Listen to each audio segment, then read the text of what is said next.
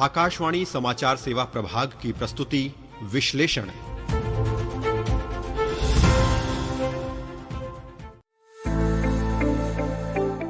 नमस्कार, आकाशवाणी के कार्यक्रम विश्लेषण में आपका स्वागत है। मैं हूं प्रियंका अरोड़ा। आज के कार्यक्रम का विषय है यूपीआई के 10 वर्ष, भारत की डिजिटल भुगतान क्रांति।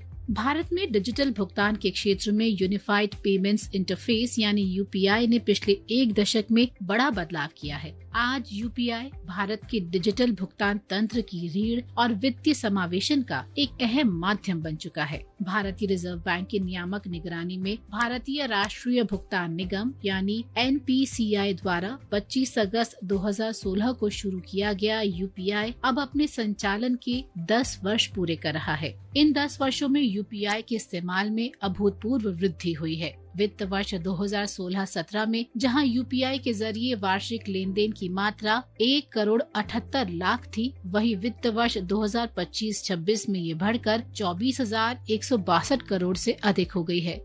यानी लेन देन की मात्रा में लगभग 13,000 गुना वृद्धि हुई। प्रधानमंत्री बताते हैं कि यूपीआई सिर्फ एक ऐप नहीं है, बल्कि ये नीति, प्रक्रिया और वितरण का एक शक्तिशाली संगम है। आइए सुनते हैं उन्होंने क्या कहा। साथियों, बीते दशक में भारत के जिस रिफॉर्म ने दुनिया में हलचल मचा दी है वो है यूपीआई। भारत का डिजिटल पेमेंट सिस्टम ये सिर्फ एक ऐप नहीं है, ये पॉलिसी, प्रोसेस और डिलीवरी के एक शानदार कन्वर्जेंस का प्रमाण है।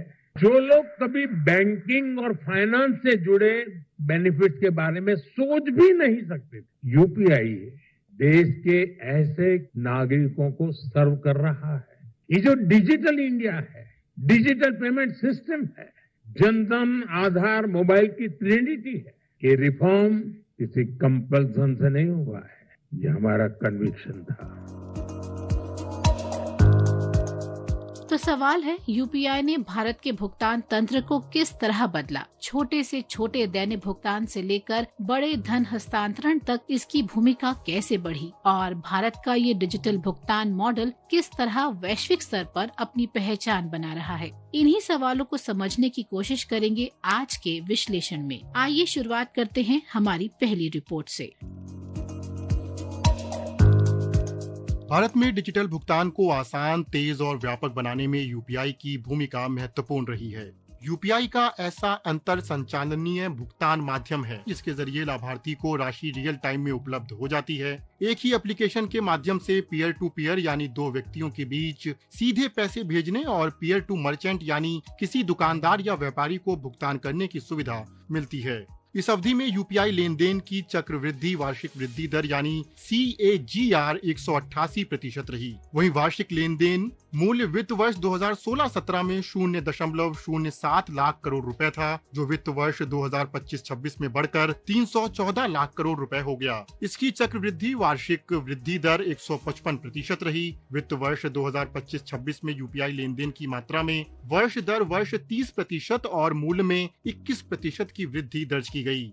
इसमें सार्वजनिक क्षेत्र के बैंक, निजी बैंक, लघु वित्त बैंक, भुगतान बैंक और सहकारी बैंक शामिल हैं। यूपीआई की पहुंच का अंदाजा इस बात से भी लगाया जा सकता है कि वित्त वर्ष 2025-26 में भारत के डिजिटल भुगतान में इसकी हिस्सेदारी 84% रही और वर्ष 2025 में वैश्विक रियल टाइम भुगतान में यूपीआई की हिस्सेदारी 49% रही।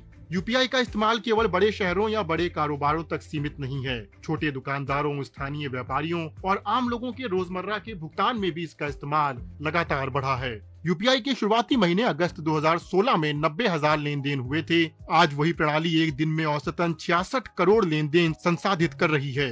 ये बदलाव केवल तकनीकी विकास का आंकड़ा नहीं है, बल्कि ये बताता है कि डिजिटल भुगतान किस तरह आम लोगों की रोजमर्रा की जिंदगी का हिस्सा बन चुका है। लेकिन यूपीआई की सफलता को समझने के लिए ये देखना भी जरूरी है कि इसका इस्तेमाल किस तरह के भुगतान में हो रहा है।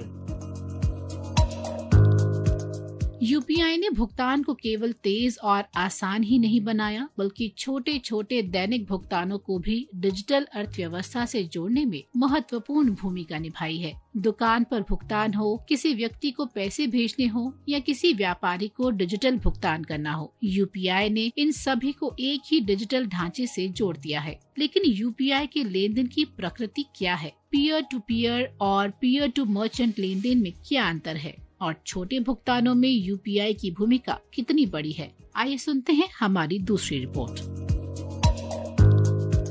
यूपीआई की सफलता का एक महत्वपूर्ण पहलू है इसका व्यापक और विविध इस्तेमाल। यूपीआई के लेन देन के विश्लेषण से पता चला है कि व्यक्ति से व्यापारी यानी P2M लेन देन कुल लेन देन की मात्रा का 63% है। इससे पता चलता है कि छोटे और बार बार होने वाले खुदरा भुगतानों में यूपीआई का व्यापक इस्तेमाल हो रहा है। दूसरी ओर व्यक्ति से व्यक्ति यानी P2P लेन देन मूल्य के मामले में सबसे अधिक है। कुल लेन देन मूल्य में P2P की हिस्सेदारी 71% है। यानी यूपीआई एक तरफ रोजमर्रा के छोटे खुदरा भुगतानों का माध्यम है, तो दूसरी तरफ लोगों के बीच बड़े धन हस्तांतरण का भी महत्वपूर्ण माध्यम बन चुका है। वहीं P2P लेन देन में 59% भुगतान 500 रुपए से कम के थे। इसके साथ ही 500 रुपए से अधिक लेन देन की हिस्सेदारी 41% रही।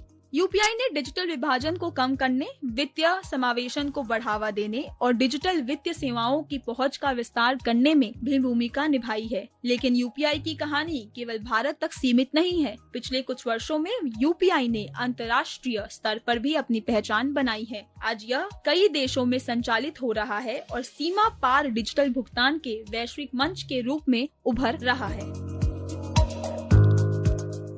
भारत में शुरू हुई यूपीआई की डिजिटल भुगतान प्रणाली आज अंतर्राष्ट्रीय स्तर पर भी पहचान बना चुकी है। अंतर्राष्ट्रीय मुद्रा कोष ने यूपीआई को लेन देन के आधार पर दुनिया की सबसे बड़ी रियल टाइम भुगतान प्रणाली माना है। वर्ष 2025 में वैश्विक रियल टाइम भुगतान में यूपीआई की हिस्सेदारी 49% रही। तो किन देशों तक पहुंच चुका है ये यूपीआई और आने वाले वर्षों में भारत के डिजिटल भुगतान के लिए इसका क्या महत्व हो सकता है? आइए सुनते हैं हमारी तीसरी और अंतिम रिपोर्ट। वैश्विक मंच पर यूपीआई और डिजिटल भुगतान का अगला दशक।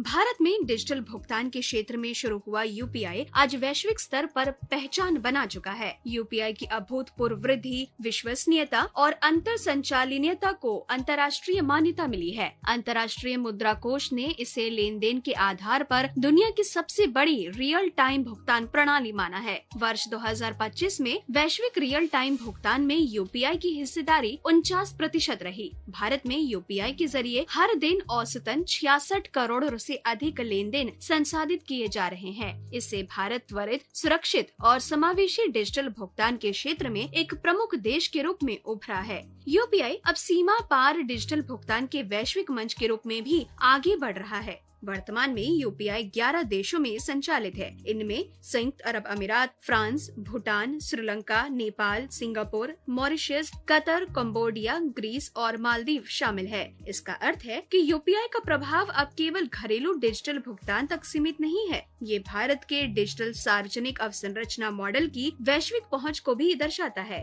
यूपीआई की सफलता को केवल लेन देन की संख्या से नहीं मापा जा सकता। इसकी बड़ी उपलब्धि ये भी है कि इसने डिजिटल भुगतान को आम लोगों और व्यापारियों के रोजमर्रा के जीवन से जोड़ा है। आने वाले समय में नए उपयोगकर्ताओं और व्यापारियों को यूपीआई पारितंत्र में शामिल करना महत्वपूर्ण होगा।